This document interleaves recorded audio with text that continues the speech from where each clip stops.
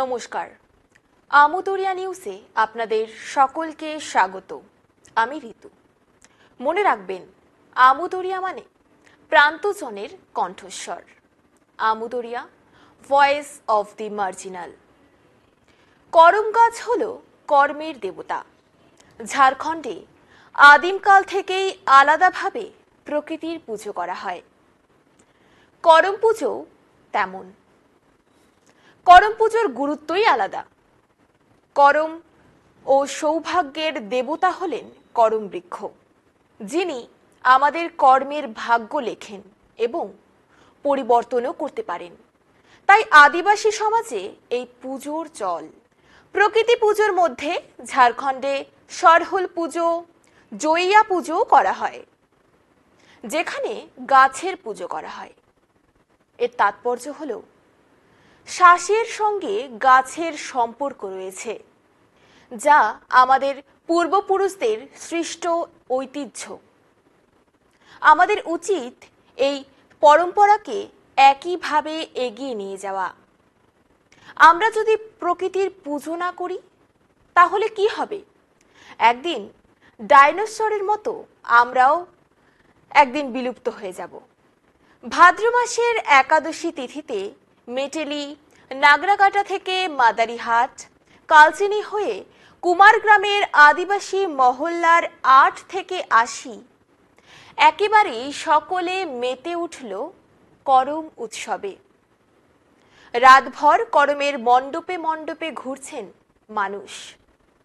করম ডুয়ার্সের আদিবাসীদের শ্রেষ্ঠ উৎসব।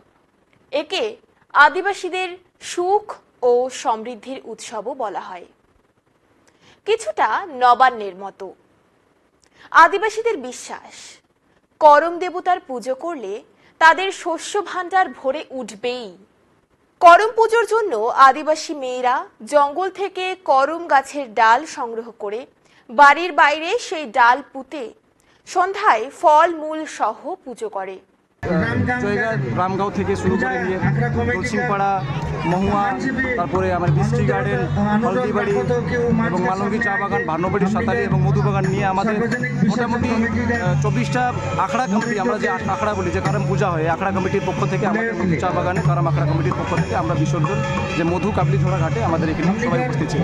পুরস্কার আমাদের কারম পূজার যে পাহান থাকে, যাকে আমরা পূজারি, যে আমাদের পূজারীকে পাহান বলি, পূজারীকে আমরা মোমেন্টো এবং ধুতি দিয়ে হালদি পাগড়ি, চন্দন টিকা এবং চাওয়া লাগিয়ে আমরা মানে একটা সম্মান প্রদান করলাম। না না, এইবার মিলিয়ে 5 বছর রানিং হচ্ছে। কারণ সব বছর আমরা কেউ তুরসা নদীতে বিসর্জন করতো, কেউ মানে বাসরাতে করতো, ডিস্টেন্স হওয়ার কারণে এবং তুরসাতে হাইওয়ে হওয়ার কারণে অ্যাক্সিডেন্টাল ঘটনাটা হয়। আমরা করম পূজা রাতভর করি, আর রাতভর আমরা করম পূজার করম রাজাকে আমরা পুজো করি এবং আমরা আমাদের যে আদিবাসী সংস্কৃতি আছে, এই সংস্কৃতি দিয়ে আমরা মানে রাতভর থেকে সকাল করে আমরা বিসর্জন করি। ওই বিসর্জন নিয়ে আমাদের যে মানে রাতভর না ঘুমানোর কারণে আমাদের যে মানে হয়ে যায়, সেই কারণে মানে অ্যাক্সিডেন্টাল চান্সেসটা বেশি হয়ে যায়। তো সেই জন্য আমরা মধু নদীতেই আমরা সবাই মিলে।